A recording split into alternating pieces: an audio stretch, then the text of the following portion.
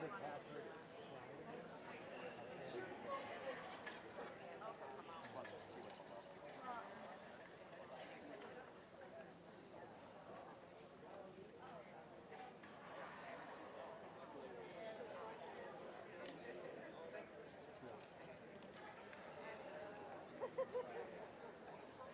just comes down.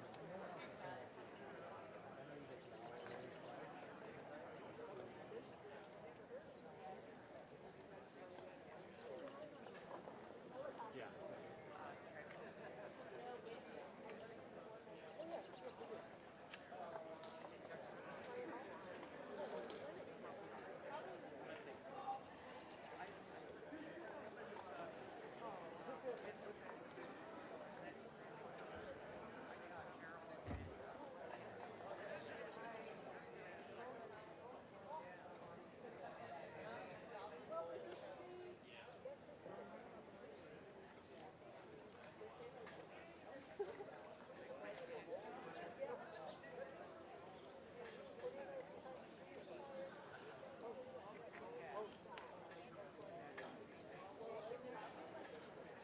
Got my good side.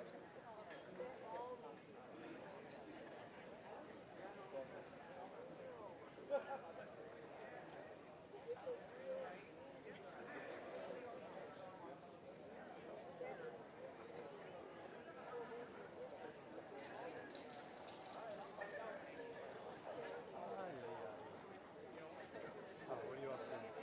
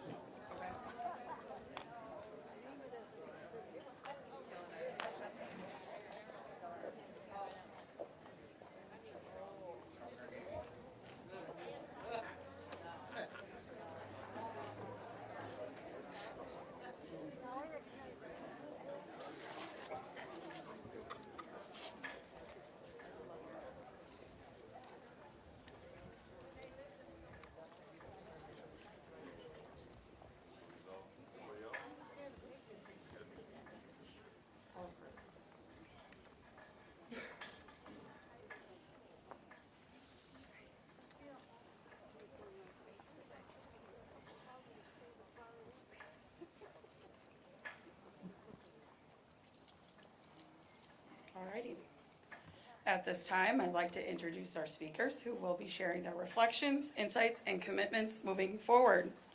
Please join me in welcoming President of the Seneca Nation, J. Conrad Seneca, to the mic.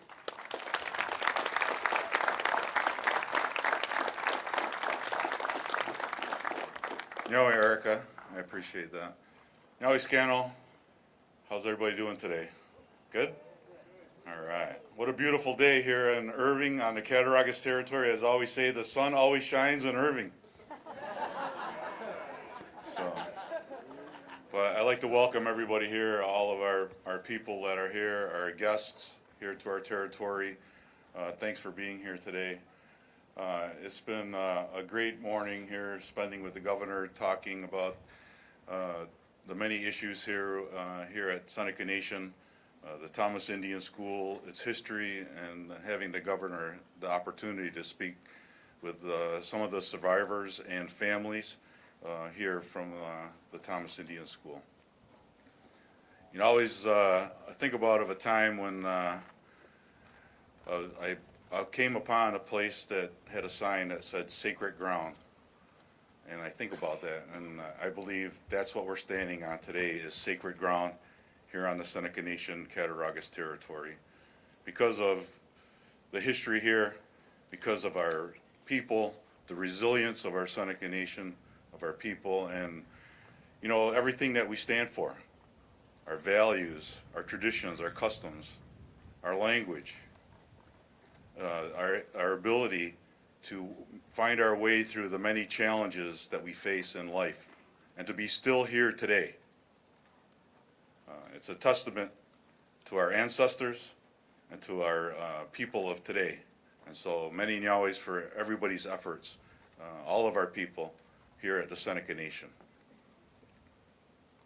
Today is also the commemoration of our Buffalo Creek Treaty, May 20th, 1842, 183 years ago. The treaty was signed. I just wanted to make sure I recognized that as well. So today is about the children and the families that had to endure the hardships and mistreatment that occurred here on this piece of land at this campus of the Thomas Indian School. And so as we gather today, let's remember them. And I want to appreciate Travis Stafford for being here. Earlier we had burned some tobacco to help those souls that may be out here that are wandering, to help them find their way, to make sure that we take care of them and remember them. So Nyaweh, Travis, for being here and doing that for us. Well, it gives me great honor and pleasure to be able to welcome the Governor of the State of New York, Kathy Hochul. Welcome, Governor. Yahweh, thank you very much, Mr. President. Yes, indeed, the sun always shines in Irving. I'm from Hamburg. I can attest to that. We always came down here. We need a little sunshine. I want to acknowledge so many extraordinary leaders. He will become my friends, starting with our president, who we've had a number of conversations since he ascended to his position, as I've developed relationships with the prior presidents. But he came to Albany at my invitation, and we had a very powerful meeting, and you'll hear about why that led to 2 months later my visit here today. I also want to recognize First Lady Nicole Seneca, First Daughter Olivia Mabey, our Seneca Nation counselors. I've become friends with many, our clerk, our executives, our elders, our survivors, our alumni and descendants, all who have a connection to the Thomas Indian School. Again, the past presidents, and Dr. Elizabeth Rule, who was the very first ever Deputy Secretary from my office to the First Nations. And she has been a great ambassador to help me understand more and deepen the relationship that always should have been there between the nations and our state. So today is a day to come back. It's a homecoming for me. This is an area I'm well familiar with. But we gather here on Seneca territory a portion of the Seneca homeland that extends over 13 counties of western New York. And we came together to formally recognize on behalf of the state of New York the atrocities that happened here at the Thomas School.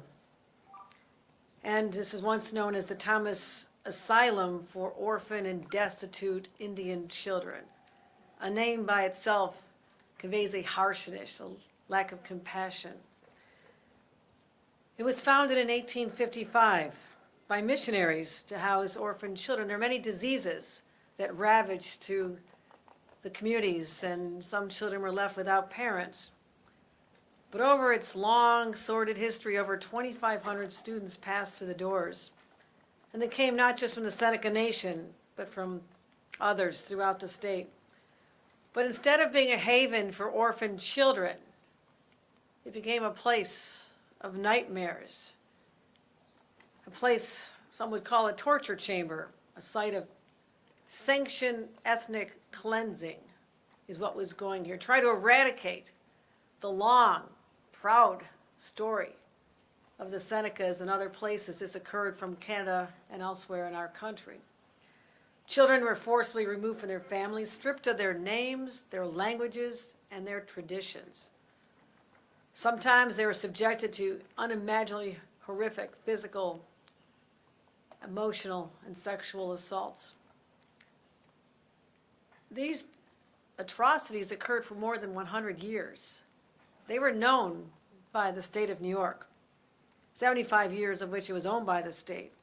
And what has happened, there's been a long legacy of broken promises throughout the 19th and 20th centuries that continue today to affect the families, sometimes resulting in this generational trauma that I heard so clearly is so prevalent in the lives of the survivors, people themselves who are students in the school, those whose mothers or fathers were there, or their grandparents.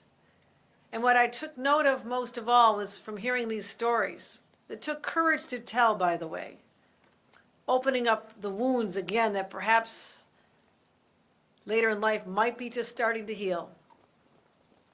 There was a lack of love.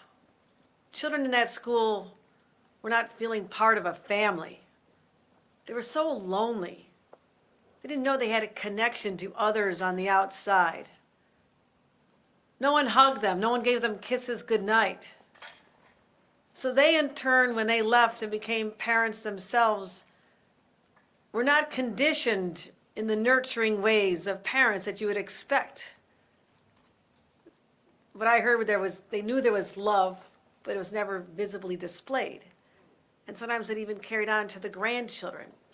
But I also heard today the voices of so many strong people who are resilient, ensuring that their grandchildren, their children, knew what love was all about. And they embraced them and talked about how their own grandchildren will not carry on this trauma that was there because of these horrible, horrible situations. And even our President Seneca, talked about what his family had to endure at the school.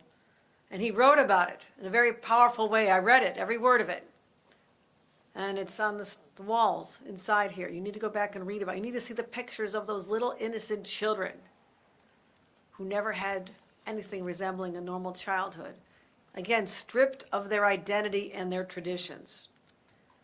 But the people have endured, and I admire that strength. It's inspiring to me.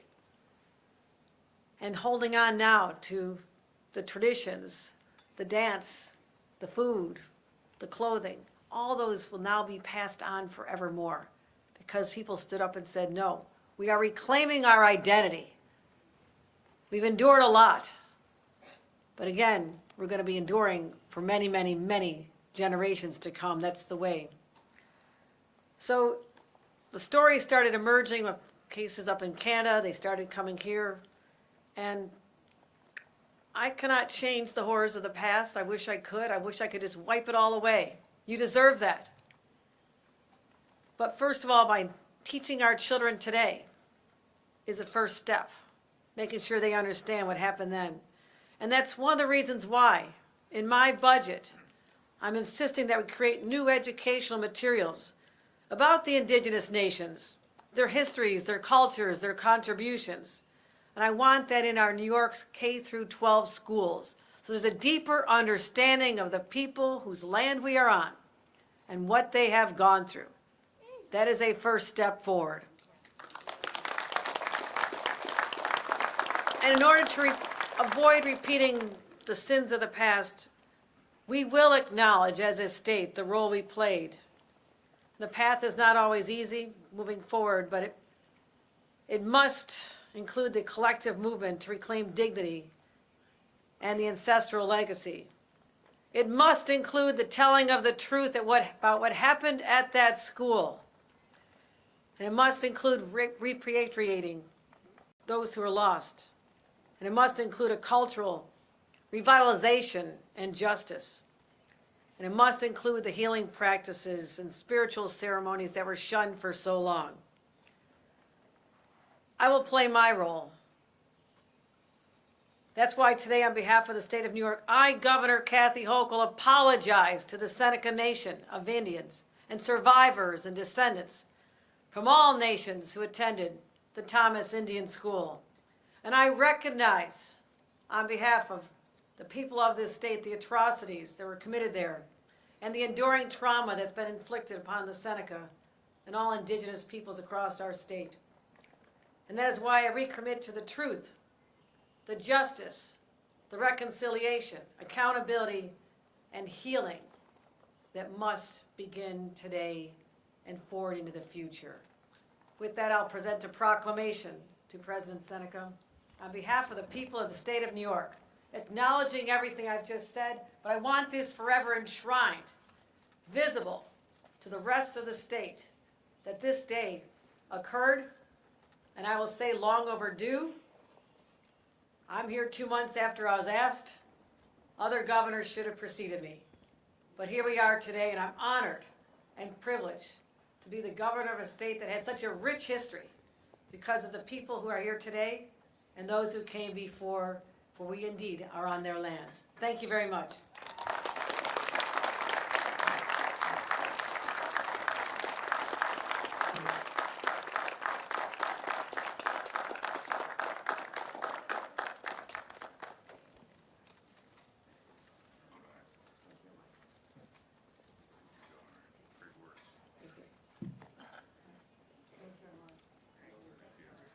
Thank you, Governor. We really appreciate that, and your apology and your words today mean a great deal to us, and we look forward to continue building our relationship together with you and working on the many issues that we face together.